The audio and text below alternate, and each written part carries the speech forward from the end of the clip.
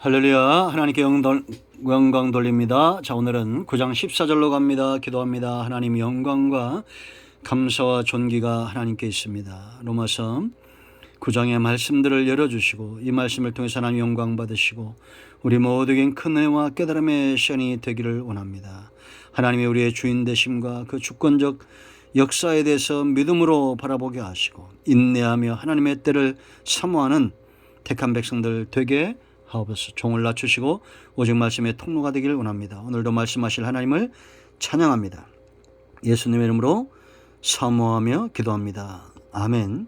자, 여러분 이제 14절로 가겠습니다. 하나님이 주권적으로 어떻게 일하셨는가 1절로 5절 가운데 이스라엘 백성들에게 그리스도를 보내시는 사건들, 그런가 하면 아브라함과 이삭, 야곱을 선택하는 그런 사건들을 통해서 하나님의 주권을 우리가 살펴봤습니다. 이제는 출애굽 사건과 견줘서 이 하나님의 주권을 이야기합니다. 그래서 여러분 여기 이런 표현들이 있잖아요. 15절 말씀 보면 모세에게 이르시되 내가 긍휼히 자를 긍휼히 여기고 불쌍히 자를 불쌍히 여기라. 주권이 누구에 있다는 겁니까? 하나님께 있다라는 겁니다. 이런 표현들을 우리가 잘 봐야 됩니다. 자, 이제 14절 말씀 보세요. 그런즉 우리가 무슨 말을 하리요? 하나님께 불의가 있느냐? 그럴 수 없느니라. 왜 이 말을 하냐면 첫 시간에도 얘기했지만 로마서 전체 9장 전체를 볼 때 얘기했죠.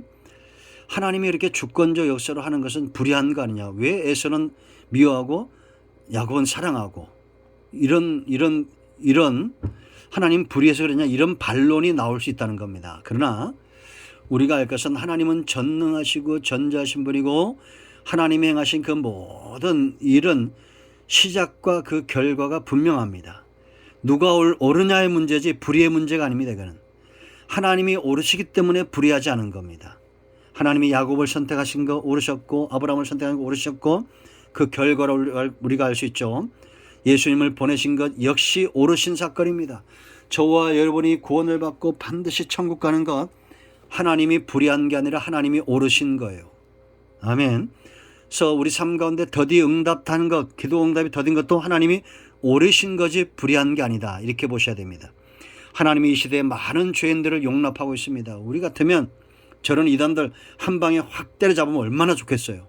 우상숭배자들, 그죠? 마음에 들지 않는 정치인들 하나님이 다 그냥 파리채로 파리 때려잡으면 얼마나 좋겠어요.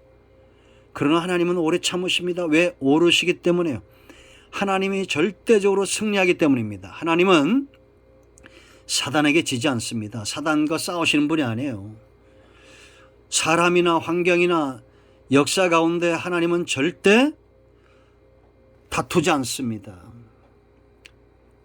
창조하시고 섭리하시고 이끌어가시고 하나님의 선하신 뜻대로 세우시는 분이에요.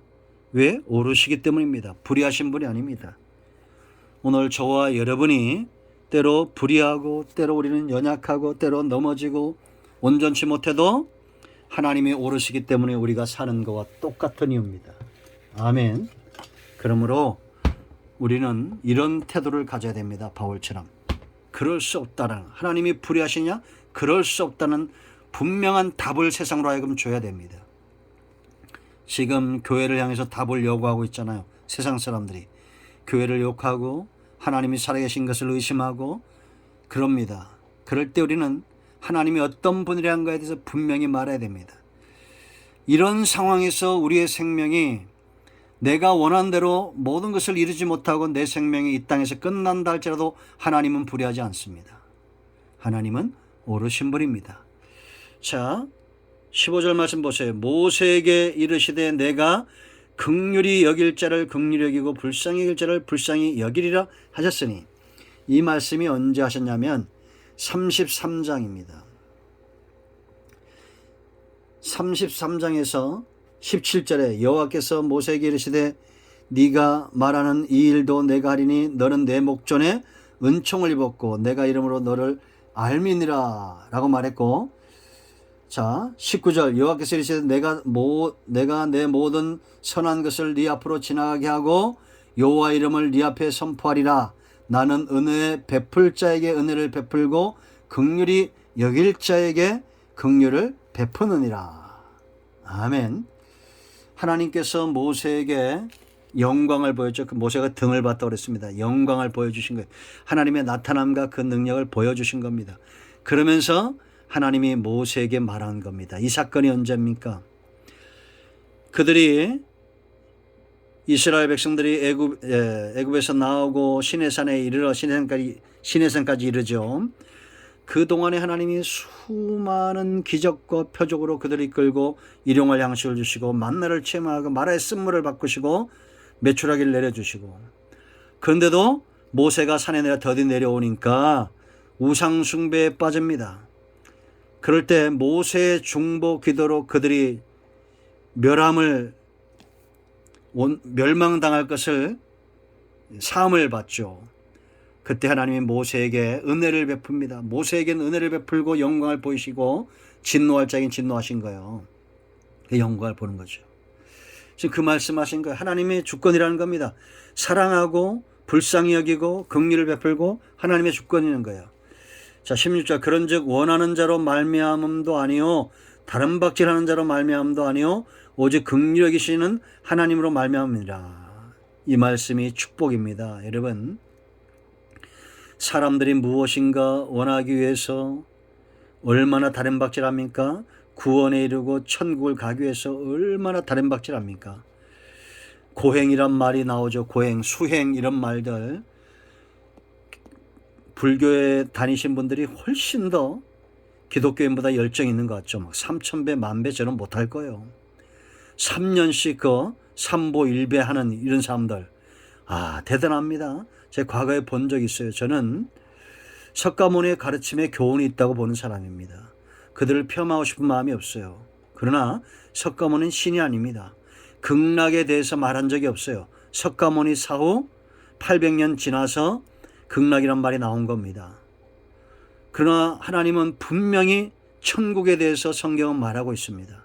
하나님 나라에 대해서 말하고 있어요. 여러분, 지옥 가서 고행하고 싶은 분들은 예수 믿지 않아도 돼요. 그러나 여러분, 끔찍한 얘기입니다. 사람들이 도에 이르고 구원에 이르려고 얼마나 다른 박질했습니까? 역사 가운데. 그런 인간의 수고로 얻는 게 아니에요. 하나님으로 말미암음이에요. 그러니 이것이 여러분 얼마나 축복입니까? 우리가 구원받은 거 우리의 노력이 아니에요. 우리의 수고가 아닙니다. 우리의 행위라면 벌써 하나님의 진노 아래 있을 백성들이잖아요. 자, 17절 성경이 바로에게 이르되 내가 이 일을 위하여 너를 세웠으니 이 일이 뭡니까? 출애굽입니다. 곧 너로 말미암아 내 능력을 보이고 바로가 강팍해지기 때문에 하나님의 능력이 더 나타났죠. 10가지 재앙 가운데 내 이름이 온 땅에 전파되게 하려 함이라 하였으니, 바로뿐만 아니라 바로의 신하들이 하나님을 두려워하게 만들죠. 7장 1절에서 3절에서 하나님이 모세를 바로 앞에 신처럼 되게 만들었습니다. 6장 1절에 강한 손을 더함으로 바로가 너희를 쫓아낼 거라고 그랬어요. 10가지 재앙이 더할수록 하나님은 영광을 받으시고 이스라엘 백성들은 구원이 애굽의 출애굽이 완성되는 것을 우리가 볼 수 있었습니다. 아멘. 지금도 하나님은 바로 같은 자들을 통해서 하나님의 영광을 세우시는 것, 하나님의 구원의 역사를 세우고 있다는 걸 알아야 됩니다. 그러므로 여러분, 세상에 권세 있는 자들, 돈 있는 자들이 득세한다고 해서 여러분 그걸 부러워하지 마세요. 하나님의 도구에 불과합니다. 자기 백성들을 구원하시고 온전히 세우면 막대기는 버려지는 거예요. 그런 것 쫓아가지 마세요. 우리가 억만금을 가진다고 해도 여전히 새끼밥 먹습니다. 그죠? 20대 30대 그 입맛이 50대에 있습니까? 없잖아요. 탐심으로 생애를 끝내서는 안 됩니다. 하나님께 붙들린 바 돼야 된다는 얘기예요. 바로처럼 쓰임받지 말고 모세처럼 쓰임받읍시다. 18절 그런즉 하나님께서 하고자 하시는 자를 긍휼히 여기시고 하고자 하는 자를 완악하게 하시니라. 모세와 바로에게서 그대로 드러나죠. 특히 바로가 마음이 강팍해졌다가 또 바로의 마음이 유순해졌다가 이 둘이 반복되어지면서 결국 완성되어진 건 뭡니까? 하나님이 그들 가운데 하나님의 존재가 분명해지고 있고 이스라엘의 출애굽 구원이 분명해지고 있다는 겁니다. 구원 출애굽입니다. 세상에서 나와 하나님께 속하는 것이다. 하나님의 주권적 역사가 이스라엘의 출애굽 구속사에 분명했던 것처럼 지금도 분명해지고 있다는 겁니다. 오늘은 여기까지 합니다. 기도합니다. 할렐루야. 하나님께 영광 돌립니다. 이 말씀대로 되게 하시고 출애굽이 하나님의 주권의 역사였던 것처럼 지금도 하나님은 세상에서 자기 백성들이 이끌어내시고 구원을 완성해 가신다는 사실을 분명히 깨달아 아는 은혜가 있게 하옵소서. 예수님의 이름으로 사모하며 기도합니다. 아멘. 선포합니다. 예수의 이름이 능력이 있습니다. 나사렛 예수의 면 우리가 내시는 모든 흑암과 병든 자는 치유되고 흑암은 물러가며 사단의 역사는 묶임을 놓고 떠나갈지어다. 예수님의 이름으로 암덩어리 녹아지며 온전히 회복될지어다. 성인병은 치유되며 머리카락이나 세포나 온전히 치유되며 회복될지어다. 막힌 것들은 열려질지어다. 예수님의 이름으로 축복하고 치유하며 선포하며 기도합니다. 아멘. 간증을 꼭 나누시기 바랍니다. 반드시 응답됩니다. 아멘.